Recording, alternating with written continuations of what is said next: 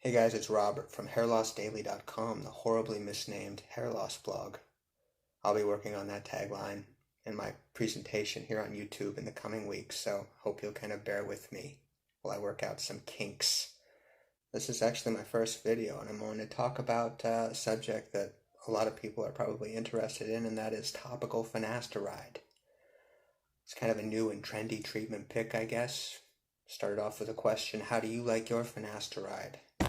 If you're like most guys, you probably don't care how you get it as long as it doesn't break your spirit and give you those dreaded mental side effects, the mental fog, etc., or break your favorite body part. It's probably not going to do either of those things. Finasteride is generally a well-tolerated medication. You're aware of all these things, but we're going to go over a variety of facts that maybe you didn't know about topical finasteride, maybe you know, and I'll try to keep it pithy and entertaining if I can. I'll start it off with this. You probably know this. It hasn't been studied extensively. That's fact number one. There haven't been a tremendous number of studies that validate the effectiveness or safety of topical finasteride. Unlike oral finasteride, which has been shown time and time again to effectively halt the molding process, can dramatically slow, even stop the process in its tracks, and about 9 out of 10 guys, the stats are pretty staggering. It really works quite well for the vast majority of patients. And it has a good safety profile, contrary to what you may hear online. There's like a very small percentage of people that do get side effects, though, and the side effects suck. They're very bad side effects. That's probably why it's a big decision for a lot of people. And they look to alternatives such as this. And just hasn't been studied extensively. Doesn't mean it's better or worse. Which I guess brings me to fact number two. The early results with topical finasteride are quite promising. As I said, the data is limited, but if we go to this 2009 Indian study, I'll link to these in my description so you can review them for yourself, as well as my article. I wrote an article on this on my website that you can check out if you're interested. This was a 2009 Indian study. It only had 45 participants, pretty small. It was, I believe, double-blinded and placebo-controlled. Half the participants were given oral finasteride plus placebo topical, and the other half were administered topical finasteride plus a placebo, so just basically pitting oral versus topical. At the end of the study, both groups saw similar results, was what the researchers concluded. They reviewed hair counts and the size of bald areas, and the results were pretty similar, was the conclusion. Which brings me to the second study. It was a Thai study done just in 2018, very recently, with 40 patients. It compared, I believe it was a finasteride minoxidil blend versus just plain minoxidil, and they used the 3% formula, which is not as potent as the typical 5% formula that is recommended to men for hair loss. And it was a 6-month study, as I said, and at the conclusion, 90% of the patients treated with the combined solution saw either a moderate or marked improvement in their symptoms. And perhaps more significantly, the treatment had a minimal effect on their serum or internal DHT levels. So that was a promising indicator with that study there. Show you a couple of the results. There you can kind of see the results at baseline versus 24 months finasteride plus minoxidil. That's under a microscope. Obviously the hairs look much stronger in the finasteride minoxidil group there. Not a great quality, I realize. And then there's the conclusion. These are the topical finasteride group here. So you can see at baseline versus the 6-month mark there. So he's made a lot of improvements, as is this gentleman who is quite bald and is filled in quite nicely, especially around the crown region. Okay, moving on to number 3. Topical finasteride may potentially have less side effects than regular finasteride. That's a tentative conclusion that some researchers have come to. In 2015, Swiss researchers compared oral and topical finasteride's anti-androgenic properties, both internally and locally, on the scalp. It was a two-part, quite small study with 18 participants in the first part and then 32 in the second part. It's kind of hard to follow the study, but I'll link to it for you like I have with the others so you can review it for yourself if you'd like. Basically, they compared the oral and topical finasteride, as I said, and they found that the group taking one dose of topical finasteride had their blood DHT levels reduced by less, considerably less than the group that took the oral finasteride. I think it was 24 to 47% reduction in the topical group versus about a 75% reduction in the group that took oral finasteride.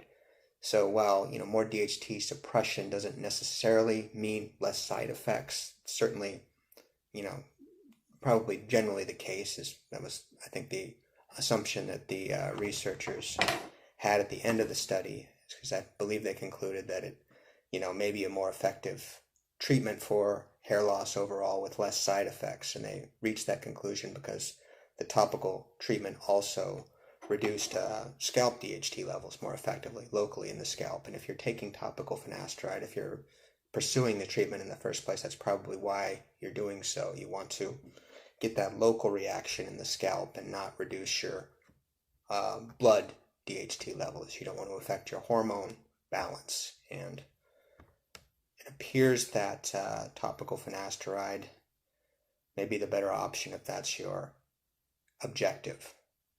That's just based on just a guy. I'm not a doctor, so obviously keep that in mind. But it appears that it may be a good potential option for some people. There's a number of potential issues with these topical finasteride studies. The data is a little bit inconsistent, and there are some anomalies. Some lower dosages actually suppress DHT internally more than the higher dosages, so that was kind of random.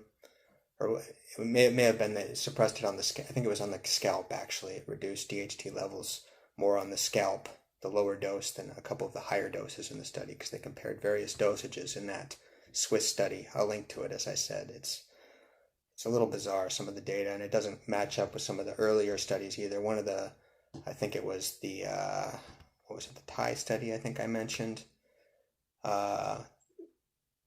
Yeah, they only saw like a 5% DHT reduction in those levels, the blood DHT reduction, whereas the Swiss researchers saw a higher drop than that. So the data is a little bit inconsistent, and I guess that's just kind of what you would expect in some ways, given the lack of overall data.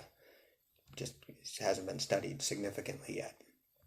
So that's top fact number 3. Moving on to fact number 4, you can make topical finasteride yourself. Again, no doctor. I'm not advising you to do this, but if you research the subject, you'll certainly find a lot of topical finasteride recipes online, and they don't appear particularly difficult to follow. The most popular one seems to be topical finasteride with minoxidil. Just because minoxidil, you have that vehicle built in, so it makes it pretty easy. I think what most people are doing, this is, there are other better videos on making it than this. I have the instructions on my blog, I think, that I just copied off of, somebody's YouTube channel or something. I don't quite remember where I got it, but this is was a popular recipe that I'm not advising you to make yourself, but like for a 0.1% formula, which is basically 1 milligram per day, what people are doing is they're crushing 60 milligrams of finasteride. Some of them are doing it with hammers. Some of them are using pill crushers. Some of them are just using their hands. Any tool can get the job done, I guess, hypothetically. And they just basically mix it with minoxidil, a 2 milliliter bottle, and that gives them a 0.01% formula, I believe. It's a 0.1. I'm bad with math. I don't quite recall. But anyway, you can make it yourself. Consult with your doctor first, but you can make it yourself. It's also available with compounding pharmacies. That's fact number 5.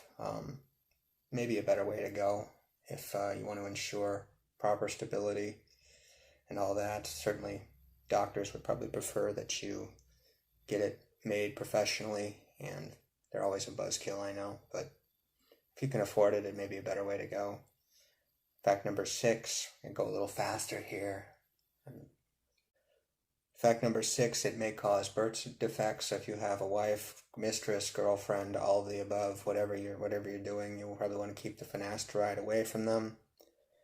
Fact number 7, some doctors make their own proprietary blends of topical finasteride. You can find these blends pretty easily via a Google search. These proprietary blends of topical finasteride tend to be expensive, FYI, but some patients have reported favorable results, so they may be worth a look.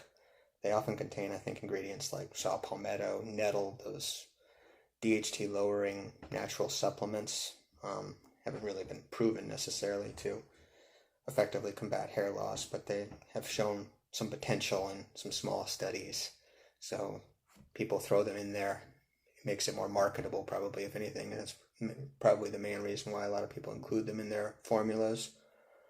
There may be some geographical limitations with some of these proprietary topical finasteride blends. I think one doctor has a blend that he sells only to his patients in California, so it's just something to keep in mind.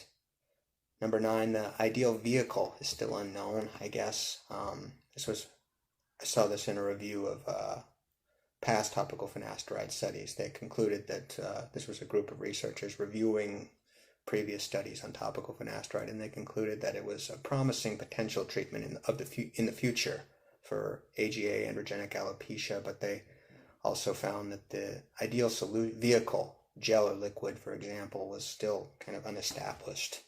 And you'll get people with varying opinions on that online, and I don't think it's known at this point which is better.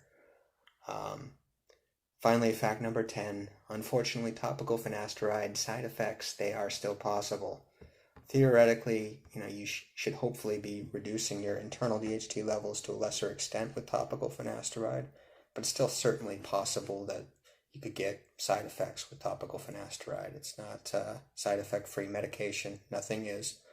If it gets into the bloodstream, then you could certainly experience any of the side effects that accompany finasteride use. That's just kind of part of the expectation you should have going in. But if you go in with an open mind, like with finasteride, you're probably going to be fine. Most people tolerate the medication without too many issues. So, hopefully this was a little bit informative. I apologize for my stumbles and mumbles and missteps. I'll be working on my game here in the coming weeks, and hopefully I'll step it up a little bit and produce some more illuminating content for you guys. Kind of sums up the top 10 things about topical finasteride. I personally think it's a good option for a lot of people, especially for someone who's reluctant to alter their androgens internally, which many of you are probably. Don't want to necessarily be reducing DHT levels in your system for the next 20, 30 years. That's not ideal. If you could, a localized reaction, that's a much better option in my opinion. Just there's some inconsistencies with the data. I don't think it's probably, even though some of the studies found that it might be a better option, I don't think there's enough evidence to support that claim, that hypothesis. But it's a promising treatment of the future for sure. And if you're not interested in taking finasteride, the oral variety, then it's definitely something for you to consider. Again, I'll link to my article and a couple of the studies as well in my description. And hope you found that useful, and I'll talk to you next time. This is Robert, hairlossdaily.com.